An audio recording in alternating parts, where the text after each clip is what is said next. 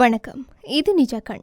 உள்ளாட்சி தேர்தல் சட்டம் மற்றும் செலவின் ஒழுங்குமுறை சட்டம் தொடர்பில் போலீஸ் அதிகாரிகளுக்கு அறிவிக்க தேர்தல் ஆணைக்குழு நடவடிக்கை எடுத்திருக்கிறதாக ஒரு தகவல் வெளியாகியிருந்த நிலையில் இதன்படி ரத்தினபுரி மாவட்டத்தை மையப்படுத்தி மற்றும் ஒரு கட்டம் இன்று நடைபெற இருக்குது. அதாவது இன்றைய தினம் 4ஆம் தேதி நடைபெற இருக்கின்றது. இதில் ரத்தினபுரி சிரேஷ்ட போலீஸ் அதிகாரிகள் கலந்து கொள்ள இருக்கிறதா தேர்தல்கள் ஆணைக்குழு தெரிவித்தும் இருக்கின்றது. இது தவிர தேர்தல் பிரச்சனைகளுக்கு தீர்வு காண்பது குறித்தும் போலீஸ் அதிகாரிகளுக்கு தெரிவிக்கப்படும் என்றும் சுட்டிக்காட்டப்பட்டுள்ளது. இந்த நிகழ்ச்சி திட்டத்தின் பல கட்டங்கள் அண்மையில் பதுளை, நுவரெலியா மற்றும் கண்டி ஆகிய மாவட்டங்களில் மையப்படுத்தி முழு நாடளாவிய ரீதியில் இந்த நிகழ்ச்சிகள் நடத்தப்படும் என்றும் தேர்தல்கள் ஆணைக்குழு தெரிவிச்சிருந்த நிலையில்தான் எதிர்வரும் உள்ளாட்சி மன்ற தேர்தலுக்காக நிராகரிக்கப்பட்ட சுமார் 37 வேட்புமனுக்களை மீண்டும் ஏற்றுக்கொள்ளுமாறு சம்பந்தப்பட்ட தேர்தல் அதிகாரிகளுக்கு மேன்முறையீட்டு நீதிமன்றம் இன்றைய தினம் 4ஆம் தேதி உத்தரவிட்டமை எல்லாருமே அறிந்த ஒரு விடயம் கூட. அந்த வகையில் அங்கீகரிக்கப்பட்ட அரசியல் கட்சிகள் மற்றும் சுயேட்சை குழுக்கள் தங்களுடைய வேட்புமனுக்கள் நிராகரிக்கப்பட்டதை எதிர்த்து ரிட் மனுக்களை தாக்கல் செய்திருந்தன. அந்த வரிசையில் குறித்த அந்த மனுக்களை ஆராய்ந்த பிறகு மேன்முறையீட்டு நீதிமன்றத்தின் பதில் தலைவர் முகமட் லாபர் தாஹிர் மற்றும் KP பெர்னாண்டோ ஆகியோர் அடங்கிய மேன்முறையீட்டு நீதிமன்ற நீதிபதிகள் அமர்வு இந்த உத்தரவை பிறப்பித்தும் இருந்தது. அதோட உள்ளூராட்சி மன்ற தேர்தலுக்காக தாக்கல் செய்யப்பட்ட நிராகரிக்கப்பட்ட அந்த வேட்புமனுக்கள் தொடர்பான நீதிமன்ற தீர்ப்பு தொடர்பில் தகவல்கள் வெளியாகியும் இருந்தது. அதன்படி குறித்த அந்த தீர்ப்பு இன்றைய தினம் வெளியிடப்பட இருக்கின்றதாகவும் தெரிவிக்கப்பட்டிருக்கின்றமை இங்கு குறிப்பிடத்தக்க ஒரு விடயமாகவே இருக்கின்ற நிலையில்தான் பிறப்பு சான்றிதழின் மூல பிரதி இணைத்தல், சத்திய கடிதம் தொடர்பான பிரச்சினை மற்றும் பிறப்பு சான்றிதழின் நகல் தொடர்பான பிரச்சினை என்பவற்றால் நிராகரிக்கப்பட்ட வேட்புமனுக்கள் தொடர்பான தமது தீர்ப்பை மேன்முறையீட்டு நீதிமன்றம் இன்றைய தினம் 4ஆம் தேதி வெள்ளிக்கிழமை அறிவிக்கவும் இருக்கின்றமை இங்கு குறிப்பிடத்தக்க ஒரு விடயமாகவே இருக்கிறது. ஆக குறித்த அந்த நிராகரிக்கப்பட்ட வேட்புமனுக்கள் தொடர்பான வழக்கு நேற்றைய தினம் 3ஆம் தேதி விசாரணைக்கு எடுத்துக்கொள்ளப்பட்ட போது இந்த தீர்மானம் மேற்கொள்ளப்பட்டு இருக்கின்றமையும் சுட்டிக்காட்டத்தக்கது. அது மட்டுமில்லாமல் நிராகரிப்புக்குள்ளான வேட்புமனுக்கள் தொடர்பாக நீதிமன்றத்தில் வழக்கு விசாரணை இடம்பெறும் உள்ளூராட்சி மன்றங்களின் தேர்தல் நடவடிக்கைகளும் தற்காலிகமாக இடைநிறுத்தப்பட்டும் இருக்கின்றன. இதேவேளை வேட்புமனுக்கள் நிராகரிக்கப்பட்ட தரப்பினர் உயர் நீதிமன்றத்திலும் வழக்கு தாக்கல் செய்திருக்கின்ற நிலையில் அது தொடர்பான தீர்ப்பு இன்று வெளியாகும் என்றும் எதிர்பார்க்கப்படுகின்றமை குறிப்பிடத்தக்க ஒரு விடயமாகவே இருக்கின்றது. அது மட்டுமல்லாமல் உள்ளூராட்சி தேர்தல் சட்டம் மற்றும் செலவு ஒழுங்குமுறை சட்டம் குறித்து போலீஸ் அதிகாரிகளுக்கு விழிப்புணர்வு ஏற்படுத்த தேர்தல் ஆணைக்குழு நடவடிக்கை எடுத்திருக்கின்றமை குறிப்பிடத்தக்கது. அந்த வரிசையில்தான் அதன்படி ரத்தினபுரி மாவட்டத்தை மையமாக கொண்டு இதன் மற்றொரு கட்டம் இன்றைய தினம் நடைபெற இருக்கின்றமையும் இங்கு குறிப்பிடத்தக்க ஒரு விடயமாகும். இதில் ரத்தினபுரியைச் சேர்ந்த சிரேஷ்ட போலீஸ் அதிகாரிகள் பங்கேற்க இருக்கிறதா தேர்தல் ஆணைக்குழு தெரிவித்திருக்கின்றது.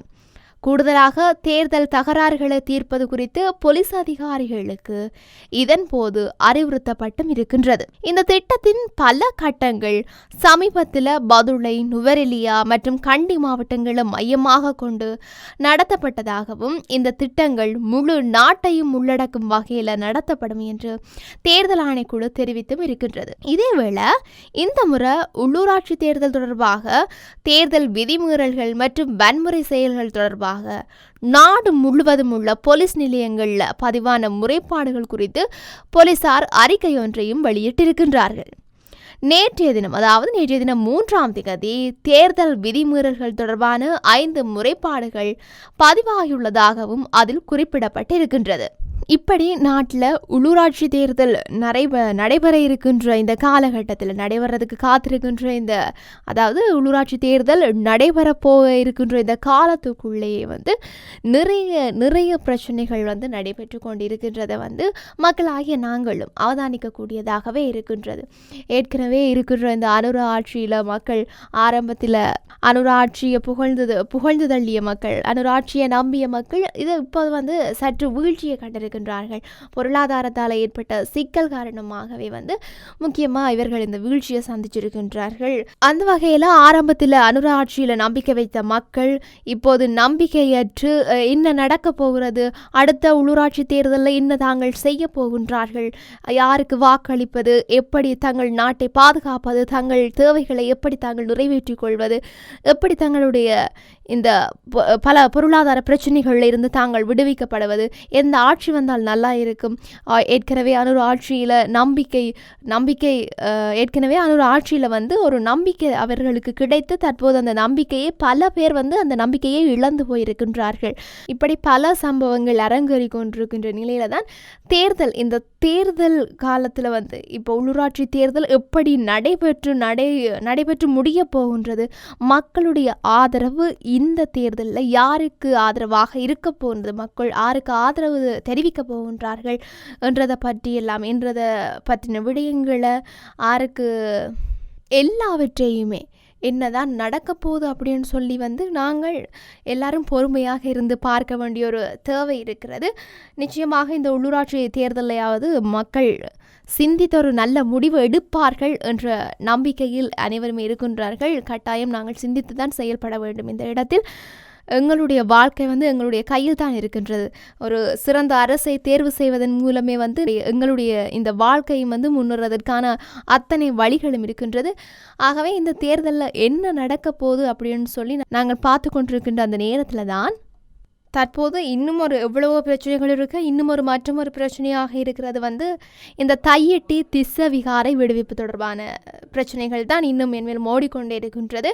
அந்த வரிசையில் தான் இந்த தையிட்டி திஸ்ஸவிகாரை விடுவிப்பு தொடர்பான முக்கிய கலந்துரையாடலில் அரசாங்கத்தின் சார்பாக கலந்து கொண்ட நீதி அமைச்சர் ஹர்ஷன நாணயக்கார உள்ளிட்ட அரசு தரப்பு பிரதிநிதிகள் தீர்வு குறித்த காத்திரமான பேச்சுவார்த்தைகள் ஏதும் இன்றியும் ஊடகங்களை புறக்கணித்தும் பின்கதவு வழியாக பின்வாசல் வழியாக அவர்கள் வெளியேறிய அந்த விடயம் மக்கள் மத்தியில் சர்ச்சையை ஏற்படுத்தி இருக்கின்றது. இது நிச்சயமாக எல்லாரும் அறிந்த ஒரு விடயமாக கூட இருக்கின்றது.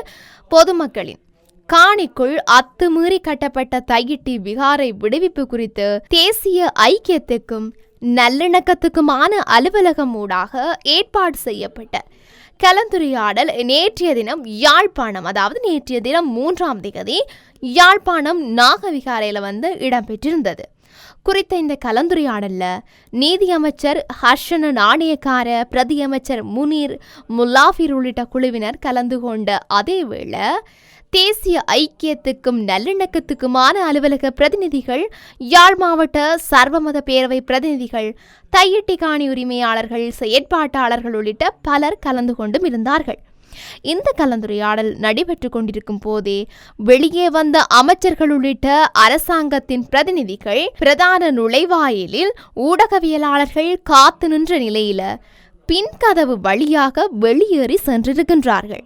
மேலும் கலந்துரையாடல்ல கருத்து தெரிவித்த அமைச்சர் மற்றும் பிரதி அமைச்சர் குறித்த விவகாரத்துக்கு சுமூகமான ஒரு தீர்வை வழங்குவதற்கு தாம் முனைப்பு காட்டும் போதும் தேர்தல் காலத்தில் இவ்வாறான கலந்துரையாடல்களில் தாம் ஈடுபடுறது பொருத்தமற்றது என்று கூறி வெளியேறியுள்ளதாக கலந்துரையாடலில் பங்கேற்றவர்கள் விசனம் தெரிவித்திருக்கின்றார்கள். ஆகவே என்னதான் நாட்டில் நடக்க போகுது அப்படின்னு சொல்லி நாங்களும் பொறுத்திருந்து பார்க்க வேண்டிய ஒரு தேவை இருக்கின்றது. மீண்டும் மற்றொரு பதிவினூடாக சந்திக்கலாம். வணக்கம்.